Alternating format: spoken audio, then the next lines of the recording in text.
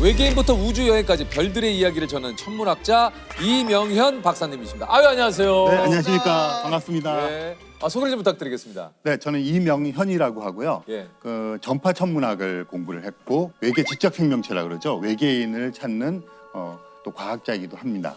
근데 이게 이 전파 천문학을 통해서 외계인을 찾는 겁니까? 네, 그렇죠. 그러니까 외계인 그러면 이제 우리는 이제 외계 지적 생명체 그렇게 부릅니다.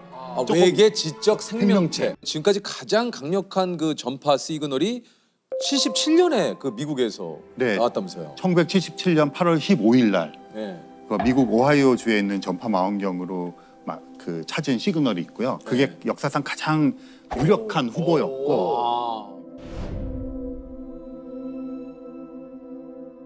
72초 동안 연속으로 강한 신호가 온 거예요. 이제 난리가 났죠. 그래서 전 세계에 있는 이제 전파 천문학자들, 이제 그 외계 지적 생명체를 관측하는 사람들이 일제히 관측을 했죠. 그랬는데 반복 신호를 못 받았어요. 그 반복 신호를 받으면 이제 좀 확신을 할 수가 있잖아요. 그래서 이제 해프닝으로. 근데 루머가 되게 많아요. 왜냐하면 하루 지나고 어떤 굉장히 유명한 사람이 죽었어요. 누구예요? 누굴까요? 그 당시에 정말 뭐 77년 8월 15일 6일 날 죽은 거죠. 그러니까 하루 77년에 누구지? 엘비스 프레슬리. 그래서 음모론자들이나 엘비스 프레슬리를 이제 추정하는 사람들은 그렇죠. 음모론이 있잖아요.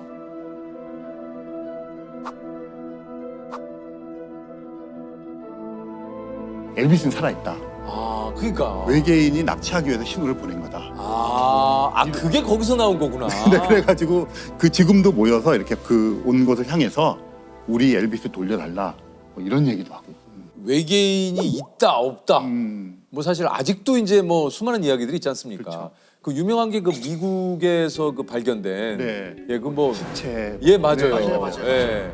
어떻습니까? 외계인이 있습니까, 실제로? 그러니까 외계인이 있냐고 보면 저는 100% 있다고. 100%좀 넘어나 99.999% 있다고 말을 할 거예요. 그럼 저기 박사님도 보셨어요? 보고 싶죠. 그러면 만약에 박사님이 외계인이 나타났어요. 그래서 박사님을 찾아왔어요. 이렇게 네. 왜냐면 본인을 그토록 찾던 분이니까. 그렇죠. 네. 그러면 뭐 삐리삐리 삐리삐리 뭐 이렇게 하겠죠. 인사하면 뭐라고 인사를 딱 하고 싶어요? 삐리삐리. 사실 저는 첫인사 그냥 없이 되게 궁금한 게 많아요. 뭐예요? 크게 두 가지인데요. 하나는 여기까지 왔으려면 그러니까 우리는 지금 기후 위기도 있고 핵 전쟁 위기도 있고 그런 걸 다 극복하고 오랜 세월 동안 어쨌든 문명을 유지했을 거 아니에요. 어떻게 그런 지혜를 갖게 되었느냐. 좀 가르쳐 달라. 그리고요. 이거 하나는 또 두 번째는요.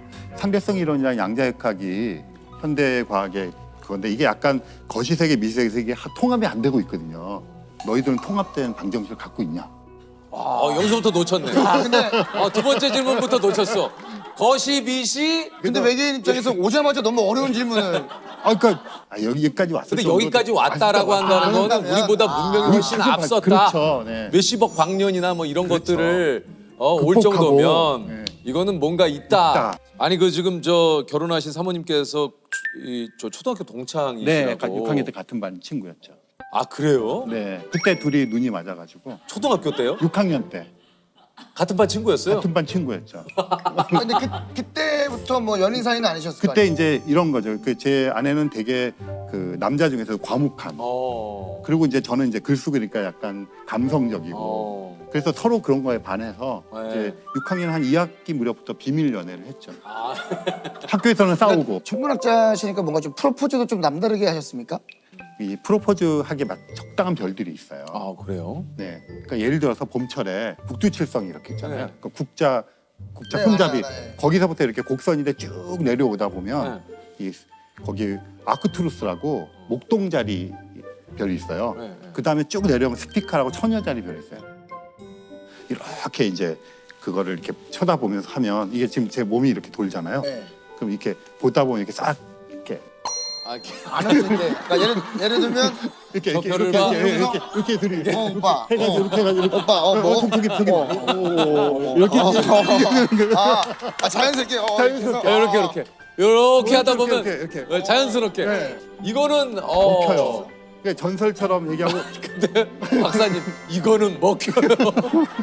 또 뭐 그렇죠. 하나만 더 하나만 없으니까 두 개? 예. 하나만 더 좀. 겨울철에 보면 요 그 오리온 자리 있잖아요. 예. 거기 보면 이제 삼태성 이렇게 있는데 그 오리온 자리 이렇게 네모의 맨 이쪽 끄트머리에 보면 베텔키우스라고 빨간 별이 있어요. 베텔키우스. 네, 그게 이제 나이가 많아서 터지기 직전이에요.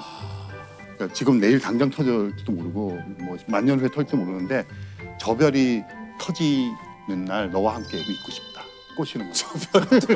아니면 저 별이 터지는 날 네. 너와 아니면 함께 있고 싶다. 저 별이 터지기 직전이고 우리는 사귀기 예, 직전이야. 그렇죠. 뭐 약간 그런 식으로 하는 거죠. 네.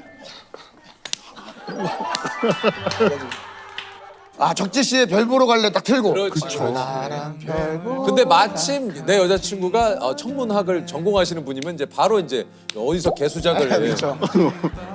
아니 근데 이제 별에 대한 애정이 남다르셨던 게 초등학교 때 최연소로 아마추어 천문학 동아리에 가입을 하고 중학교 때 별을 보려고 유리알을 갈아서 망원경을 만드셨다고. 네.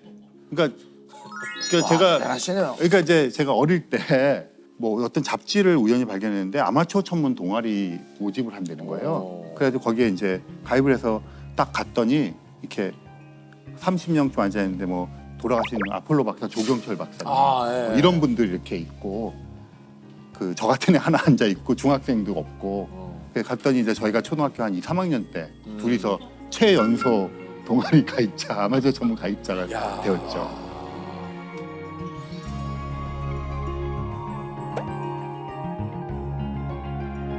그래서 되게 기원 많이 받았어요. 거기서. 아니 근데 여기 저기 유리알을 갈아서 아. 망원경을 만드셨다고요? 근데 이제 망원경이 그때는 진짜 집 한 채 값이었어요. 그 망원경을 갖고 싶고 보고 싶잖아요. 네. 그러니까 그래서 문방구에 가가지고 이제 그 렌즈를 샀어요. 네. 렌즈를 사가지고 이제 그걸 이렇게 초점 맞춰서 하는 걸 연습하고 이렇게 맞춰놓고 마분지 같은 거로 똘똘똘 말아서 경통 만들고. 네. 그래서 제가 초등학교 한 3학년 그때 제 망원경을 처음 만들었고요. 그 직접. 네, 그리고 고등학교 때도 하나 만들었어요. 야. 이렇게 어릴 때부터 좋아해서 자연스럽게 이렇게 천문학자가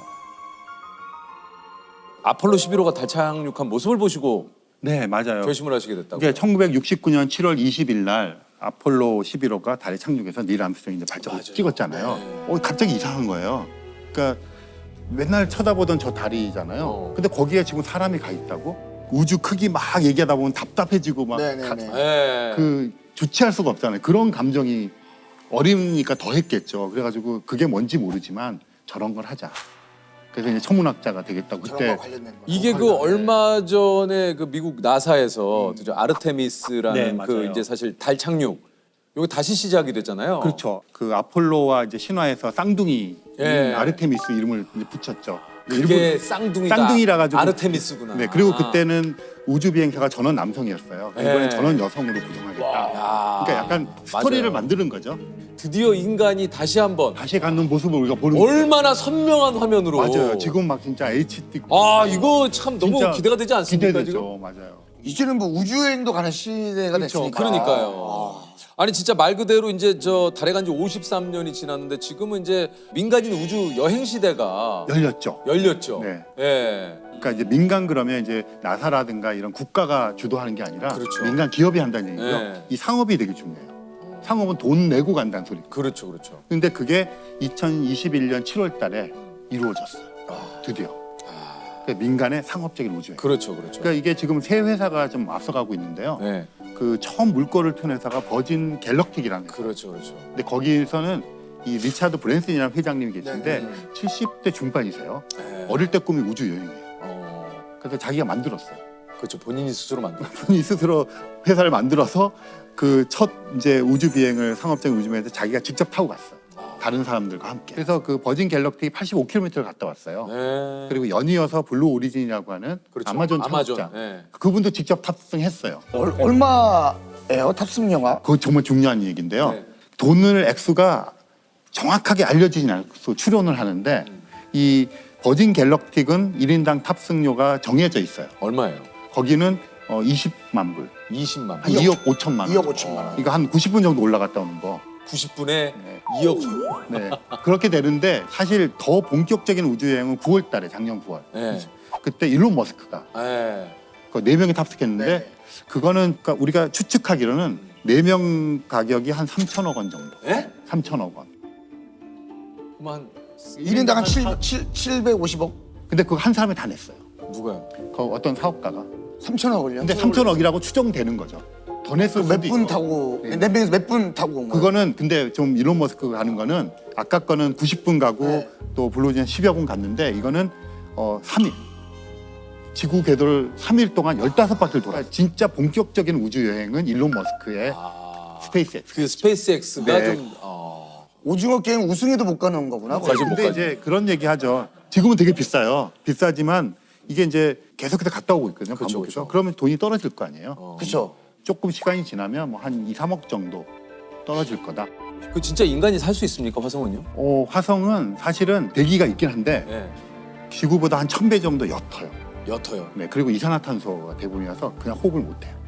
그냥 우리가 가서 숨 쉴 수는 숨쉴 없는데 최근에 퍼서비어런스라고 하는 화성 탐사선이 네. 갔거든요. 걔가 어떤 실험을 했냐면 화성에 공기를 막 빨아들여요. 네. 그럼 얘는 이산화탄소 막 있을 거 아니에요? 그쵸. 그걸 갖고 거기 안에서 막 정제를 해가지고 산소만 남기고 다 버리고 그걸 성공했어요. 그 말은 뭐냐면 우주복에다가 할 수 있다. 장치를 갖고 다니면 그냥 산소통만 갖고 있는 것보다는 훨씬 오래 돌아다닐 수 있다.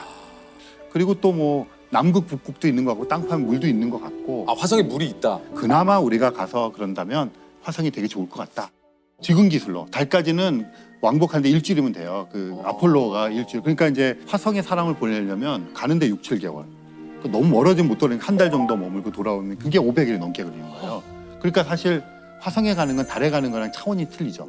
야, 그럼 이거는 그 사실 안에서 먹어야 되고 뭐 별의별 거 다 그러니까요. 생활을 해야 되잖아요. 그리고 죽지 않고 살아 돌아와야 된다는 게 보장이 돼야 되잖아요. 나중에 우주 여행 정말 대중한테 네. 하고 싶은 일이 있으세요? 뭐 화성, 목성, 토성 이런 데를 우리가 여행을 한다 그러면 약간 여행 가이드 같은 거를 하는데 여러분 지금 화성에 있는 제일 큰 협곡인 메리너 협곡을 통과하고 계십니다. 오늘 여행을 여러 군데를 다니셨는데 지금 이제 노을이 지고 있는데요.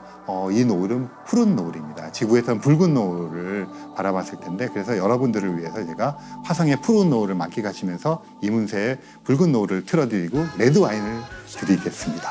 네, 화성의 푸른 노을을 즐기시기 바랍니다.